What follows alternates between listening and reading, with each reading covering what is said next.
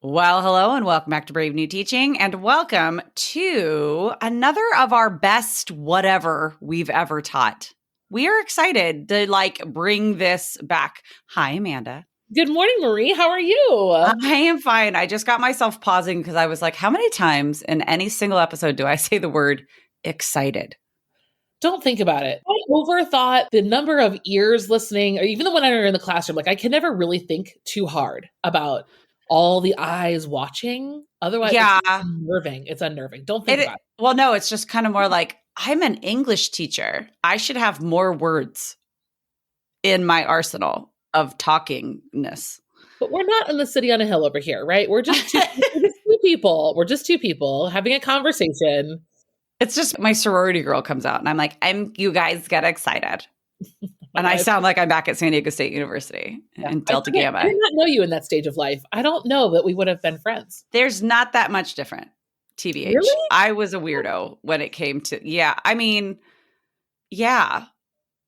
I would have been intimidated by you. Well, that's the magic word. That's what I get all the time. And I'm like, there's literally nothing intimidating. I'm just snarky and weird. But I guess that's what it is. I don't know about snarky. Definitely weird, but my kind of weird. Weird like me. Right. You would have been intimidated by wait a minute, it's like looking in a mirror. Maybe. And you would have been like, oh, look at that athlete. She's so athletic. Damn. She can actually pay attention to the whole game because she has to play in it. Whereas I'm like, oh, look at that bird. And then I quit. I went and studied abroad and I never went back to sports. So. My athletic achievements were very much in the performing. We've talked about this in cheer and dance, where I only had to really be in it for the 3-minute song. And then I could just stare at an ant going by on the ground. Okay. Until I had to pay attention again. Yeah, I'm just really glad we found each other when we did. 100%. It really helps that we skipped a couple of those awkward stages. Probably. It's, yeah. So who wants to talk about poetry? Poetry, I do. This episode is actually not fair. I know. I'm looking at our episode title in our notes, everybody, and it's the best poem, singular, I ever taught. And I was like, how is this woman going to do that? I can do it. How is this woman going to do this? Well, this woman, how are you going to do this? I'm not going to do it because I'm going to just tell you. I'm going to tell you the one, and then I'm going to give you 1,000 others. But I think that's what the festival is for. Our workshop is for. I will always call these festivals. But I'm so excited. It's a fun word, festival. Well, what we do is more fun, I think, than what typical teacher PD is anyway. But there's going to be more there. I'm saving it. I really want to dig into more of it in the workshop. So I think I can do my single favorite and then the lesson. I have a lot of favorite poems, but the poem I taught really depends on how it was received by kids. So that's what today is going to be about. Well, and I mean, truly, I had to look through and be like, oh, no, that's Shakespeare. Well, that's also Shakespeare. That is Shakespeare as well. So I'm just kind of going with my favorite poem right now, right? That's going well right now. I've had a few. Some of my favorites, I love William Carlos Williams, The Little Red Wagon. Wait, Wheelbarrow. Wrong W. Wrong vessel that starts with a W. Yeah. That's a different poem. I love Langston Hughes, but right now I'm in a different set of curriculum because I'm teaching different courses. So the poem I'm sharing today goes along with what I'm currently teaching. And mine is going to be a surprise. Oh, surprise. But first, surprise, cue the music.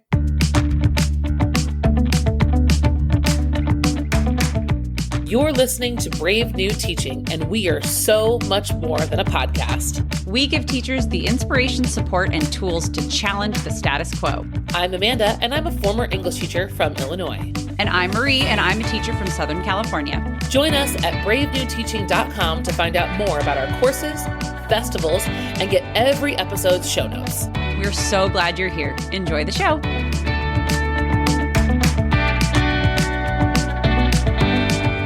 All right, my friend. Okay, so do you want to go first or am I going to go first? How long are you going to hold on to your surprise poem? How long are we building this anticipation? I don't know, because now I kind of want to talk about two, but I know the meat of the one that I'm going to talk about. But I would love to hear yours. I'm actually very curious about yours. I mean, I'm curious. Okay.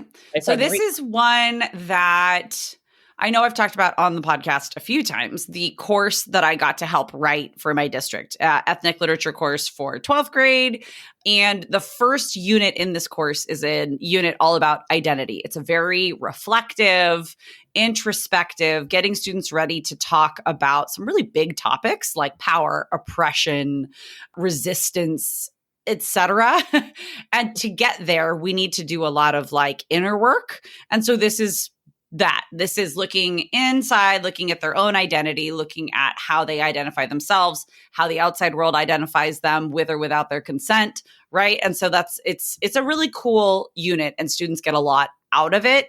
And it can be hard for some of our kids who are not ready to look in. So there are various levels of basically, I mean, I find myself like a broken record in this unit saying, whatever you feel safe or whatever you feel comfortable sharing, share. And what you don't feel safe and you don't feel comfortable sharing, don't share that. Like you are the only person in control of yourself and how much you divulge to the public. So this poem is, I want to say like 2/3, 3/4 of the way through that unit. It is called A Short Note to My Very Critical and Well-Beloved Friends and Comrades by June Jordan. Are you familiar with this poem, my friend?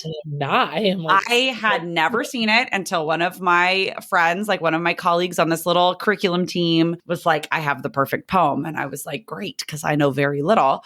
And so do you want me to just read it? It's kind of short. please. Okay, let me expand my screen here. It says, I said it's by poet June Jordan. She lived from 1936 to 2002. I think that's important to note the like time frame in which she was writing and when she was an adult, really. First, they said I was too light. Then they said I was too dark. Then they said I was too different. Then they said I was too much the same. Then they said I was too young. Then they said I was too old. Then they said I was too interracial. Then they said I was too much a nationalist. Then they said I was too silly. Then they said I was too angry. Then they said I was too idealistic. Then they said I was too confusing altogether. Make up your mind, they said. Are you militant or sweet? Are you vegetarian or meat? Are you straight or are you gay? And I said, hey, it's not about my mind. Isn't that good? Whoa. Yes. I love that. Yes. Yes. So Okay, it's from a collection of her poetry called Directed by Desire, The Complete Poems of June Jordan. And so it's available online. It's available, I think, in libraries too. Like school libraries, I think often carry this collection of poetry. And it is one of those poems that allow students to access lots of different varied levels of depth. Yes. Right? So like getting into this, we have talked a lot in class about how they view themselves, how the outside world. We've talked about mirrors and windows and like seeing themselves represented in the world around them, specifically in media, but like also just then how that translates to the world around you, how like education can be a mirror and a window into like a mirror reflecting yourself and a window into other cultures and other ways of life, people different from you. And so then this poem comes in and we spend some time, and it's like deceptively simple, right? Because it's not crazy metaphorical. It's not super high level trying to put it all together. And so students kind of think like, oh, it's a bunch of questions, statements and then some questions. And then when they really start to peel back the layers, they go, oh, and they do a little bit of poet research and they go, oh, yeah. And I use your big six and I just say, where do you want to start? Yeah. Like pick one around the edges. Where do you want to start? We always end up at some biographical research about the poet because it's pretty important because you get into the interracial nationalist piece of it down in the middle of the poem. And they need to know a little bit about the poet's life to really understand what that means, or like to get an informed interpretation. Yeah, we have some amazing conversations. So cool. I would love to talk about, well, speaker comes to mind first. Yep. When I think of Big Six. And you know, when you teach poetry, it's so it's so dependent on your group of kids and the goal of it, because I feel like a poem like that would be just ripe for chitter chatter and then interpretation, like casual, and then imitation right away. Like you So just that's, go. I was just going to say, so that's what we do. So like in the poetry and creative writing workshop, where we're starting with analysis and understanding and then an interpretation, and then we move into imitation, like just like we're talking about in the workshop. That's what we do here. They then write their own original poem and they've got options. They can use this as a springboard and do something completely different 9 times out of 10. I say, or you can use this exact model and make it apply to you and make it comparable in length and content. It would be really cool. The speaker jumped out to me, and so did the turn. I feel like I heard the turn at the very end, right? Yes. Was okay. I think that is also too. So if teachers are ever, thinking like how to set up imitation can be very difficult when you think about, okay, I want my students to use this as a mentor. It can be difficult to think through how much of it, kind of like you're saying, how much of it you want them to imitate and what is worth imitating. So for me, it really kind of comes down to a couple of things, but I really like looking structurally at imitation, because that's something that kids can imitate without feeling like they're doing the exact same thing, right? Imitating a structure is a really fun way. So like saying, I want you to imitate this poem, but I want you to imitate the location of the turn. Write a poem that has a long setup and then a really quick, fast turn. And then a one-line turn. Yes. Like that all of a sudden, like you were being led down this path all the way. And then until whooping. Lucky for everyone here, next week's episode, I actually got to sit down with one of my creative writing professors from undergrad. And we talk about the poetic turn at length, nauseum. It's an entire episode dedicated to the turn. So if you are excited about that, or niche content, man. Yes. But I think it's one of those things that teachers see that on a list of things I'm supposed to teach. And then you feel like I'm supposed to know that. And I don't think I know that. So it's that kind of an episode that's going to break it down and like help you. But all that to say, I think that poem is a beautiful example of teaching turn. I know. Isn't that good? I never would have found it on not never, but like very thankful to my friend and colleague who was like, I got the perfect thing. Because it really is. And like, I've now used this poem with 3 different classes because I've taught the course. I'm in my 3rd round of teaching the course. And as I get better at it, our conversations get better, right? As I get more comfortable. And, it's just like teaching anything. You hear kids say more things, and then you think of more questions to prompt the next class with. Poetry is not something that I've ever been afraid of. It's not something that makes me particularly uncomfortable. I think I just am so much more comfortable in Shakespeare. Yeah. Like for some reason that poetry, because I've been so steeped in it over my educational career and then my career, that I don't know. And that's the beauty of our discipline. And I think of students having so many different teachers in their lives is totally they hit everyone at a different point, and that's a gorgeous thing. Yeah. Yeah. I think I get uncomfortable with the gray area of things too.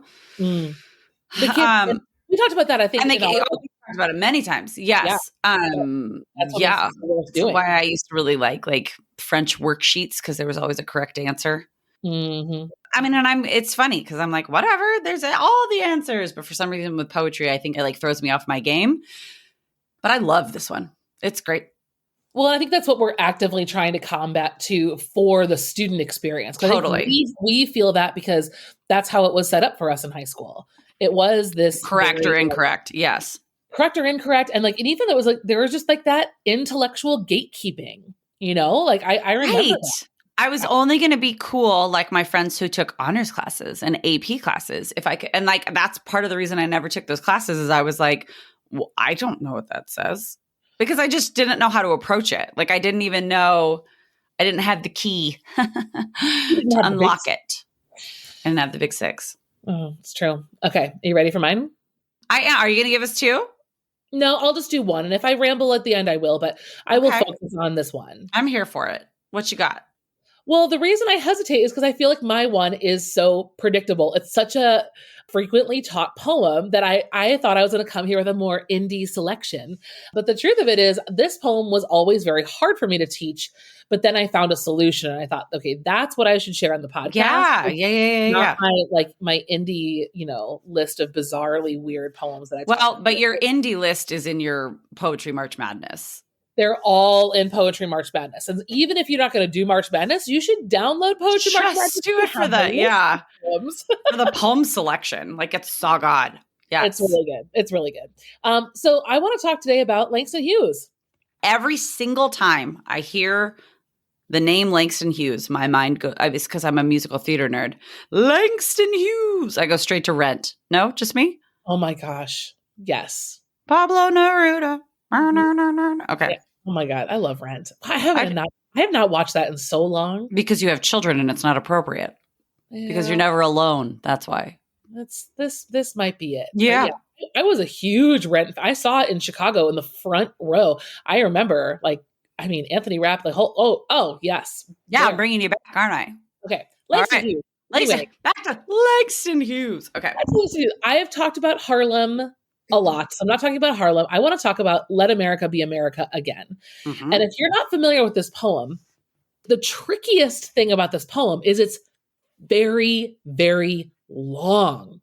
And that used to always trip me up. Not to mention, I was teaching American Lit in a Trump era, world where, this conversation around freedom and America and identity and race and everything was always like approach with caution, and like this is sure. And I can see some hot button things with the words America and again. Yes, very in the same. I mean, it just the correlation. Yeah. Yes. Because my American Lit journey started at my second school. So I never taught American Lit until I moved schools. And when I moved schools, I had a couple pre-pandemic years, a couple pandemic years, and a post-pandemic year. So like my American Lit experience was all colored very much by the context that I was teaching it in. Sure. And it's a long poem. So it's tense a little bit and it's messaging. I was in a very mixed tense type of, room. Certainly wasn't avoiding it, certainly was going into it because poetry is poetry and all the things.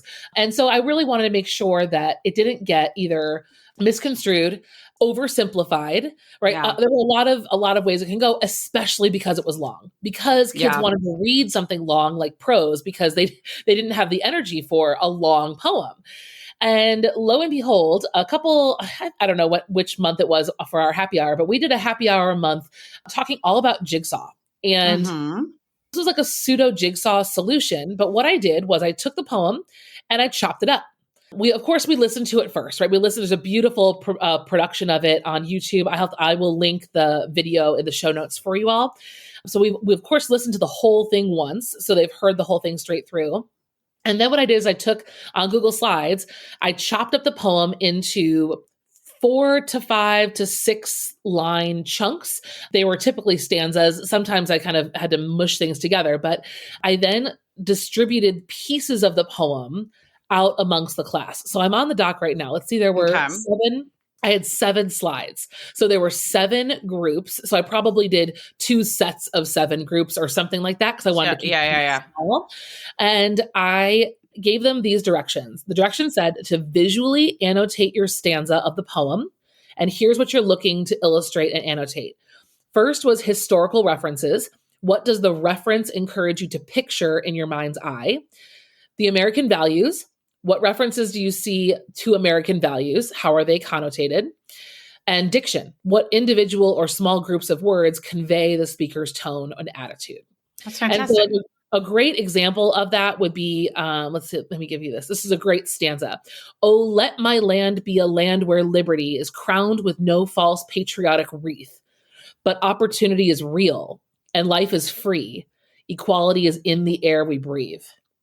I mean, like my gut kind of starts to just like, it's just so gorgeous, right? This idea of no false patriotic wreath. That group had to wrestle with that line quite a bit. And I think that what happened was when I chunked up the poem, it gave kids the permission to only sit on their one set of lines for a while and breathe that in. And so what that did was they became the expert in their Yeah. stanza. So then when we came back all together, I don't know if we did a formal jigsaw or we just kind of came back together on the Elmo, but I feel like what I did was we came back together on the Elmo and I went through the poem at the front, stanza by stanza, and had the groups, right? Like, okay, whoever had this stanza, like Give me tell your me. annotations. Yeah. Yes. Hand them in. And like, we kind of just did this like open discussion stanza by stanza. It was a long lesson. I think it took 2 days. Sure. But the goal was to get through, right, the imagery, the illusions, and eventually to the theme, right? What are the themes? What is the speaker's message here? Yeah. And that seemed to be the best way to do this poem justice. Like, if you're going to do it, take the time to do it. What a great way to give everybody the opportunity, and not just the opportunity, but like kind of force participation in a very low stakes way. Yes. Like I think of like, like pulling popsicle sticks with people's names and stuff on them. You don't have to pull anything because there was only 4 kids responsible for each stanza, or however you chunked it up. So, and that kind of gives them that like team aspect to it. That's where a jigsaw, speaking of like the jigsaw you're talking about, like that's where it works really, really well is when like we're kind of all counting on you. And so therefore you get to show us where you shine. Yeah, that's really cool. And I think especially with poetry and difficult text. Yes. This is important because I think students like we were talking about earlier in poetry, they feel vulnerable and it's intimidating to share an interpretation. And so to reduce the territory that they have to cover is alleviating of a lot of that stress. It also lends our whole class to having to draw conclusions that are true. Right? Because with a poem like this, right, the kids like to also pick and choose. They cherry pick. Well, in this stanza, he was talking with this tone, so therefore that applies to the whole poem. Yes. Right? Yes. And they can very easily misconstrue. They get lost in the weeds, right? Yeah. Hughes has a very, very clear message here to me as an adult who understands and reads Langston Hughes. I know, but to kids growing up in the era that we were in, they don't have all that context and they're living through a different weird context at the same time. Yeah. So it really forces them to stay out of that. Like poetry can mean anything. And well, yes, your interpretations can be wide. They also have to come from the actual things that are in the poem. Right. They have to be grounded in reality. Like you said, like it needs to be talks about text evidence. Like that's what you need. Yes. Your analysis needs to be based in the text evidence. Yes. And in poetry, kids want to sidestep that. They want to say, well, it's poetry. So anyway, if you have another long poem, I think that this system works well. Is it my favorite poem of all time? No, but it was a poem that I really thought mattered in American Lit, and it mattered that they got it right. Well, and it sounds like a great confidence builder because then what you could do is go on a whole Langston Hughes journey and give them one of his really short pieces to do next on their own or just, in a small group or whatever without the full group support. They could like break off a little bit more. I just loved the way that when students were sharing each of their stanzas out loud, I would take notes on the Elmo and everyone was following along, right? Taking their own notes on their own poem, kind of watching everything unfold stanza by stanza. And so it really just kind of forced us to stay true, right? Like stay true to the poem, keep those interpretations close to the text evidence for real. And I know kids' wheels were turning as they were thinking like, oh, originally I thought this and this is, and I could really course correct too, because I had time to go, group to group before they shared out, right? So like I could course correct before kids shared out and then felt vulnerable and, wrong in front of other people. It was just a nice system. So I guess it's not really a jigsaw, is it? I mean, it's more small groups. It's like, it's like Jigsaw Light. Well, because it was important that they were experts in their area. Right. Well, like the reporting out was whole group rather than small groups. Exactly. Yes. It was like a whole class jigsaw. Yeah. So are you saying the word elbow? No, Elmo. Like, it's me, Elmo. Are you talking about a doc cam? Yeah. We always called it the Elmo. Why? I think it stands for like electronic light overhead monitor or something. Oh, that's always what we called it. It was like that. Maybe it was the brand. Like that. We just okay. It was the Elmo. Yeah. Okay. .cam is like so literal, Marie. Right. That's so like on the nose of what it actually is. It's just like calling it its name. Weird. But like, I'm going to start calling it the Oscar the Grouch instead. Sure. Yeah. Sure. That feels No, like. I think it is electronic light overhead something. That would be Elam. Elmo monitoring overhead. I don't know. I don't know either. Hmm. I was like, I thought you had a fancy, you're looking it up now, aren't you? I thought you had some sort of like a fancy term that was like a poetry term that I was like, oh my God. Epson makes them. Elmo USA, Connecting Minds. My imposter syndrome was like wicked, like just having a field day. And then finally I was like, ask her. So I did. And you were talking about the .cam. It's a brand. Yeah. Elmo, Connecting Minds. It's a device. Yeah. Huh. So that's it. Okay. I guess that's what we had. Were Elmos. That's really funny. And like they look so retro, some of these models. Right? I know. Like it's from what? Like 4 years ago. And you're like, oh. Who uses .cam anymore? I mean, I do. I would. Yeah. I do for something that's like, so like, okay, back to my poem, when I'm annotating my poem with my whole entire class, I don't like to be stuck in the corner of my room with my Elmo. I like to be in the front. So I'll like lift up the screen and I'll annotate directly on the board. Love it. I have to be okay though with those annotations just being completely erased because the next class is going to come in and I need to erase them. So for other classes, if we're doing something a little bit more intense, if we are doing something longer like yours, I have to use the .cam so that I can have like a running record. And if I'm just like a little tired that day, I'm going to sit down on the stool at my standing desk. And But all the more reason to have like the lesson mixed up, right? With small groups, like so that it's not all you at the Elmo .cam. Right. Love it. I'm really glad that we figured that out. Is it the best poem I've ever read? No, but was it an amazing lesson? Yes. And I definitely was observed for one of those 2 days. I feel like it was day 2. Like they had already done some of the small group work. And then the second day they were reporting out. I did get observed. I believe and it looked like, radiant. Yeah. I'm sure at that point it looked like you were just teaching geniuses too. They were like, wow. Oh, they were so prepared to say smart things. Exactly. Yeah. Yes. Yes. That's fantastic. I love it.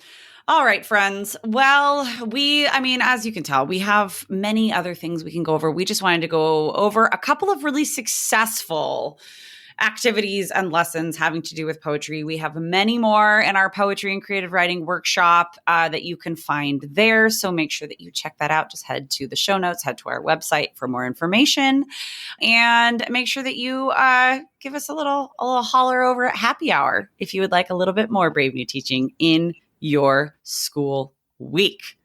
All right, friends, thank you so much for joining us. We hope you have a absolutely fantastic and wonderful week at school. We cannot wait to be back with you again this time next week. We will see you next time. Bye. Bye. Thanks again for listening to Brave New Teaching. We'd love to keep the conversation going over on Instagram. And while you're there, check out the links in our bio for the most up-to-date events going on in the Brave New Teaching community. Thanks for being here and have a great week at school.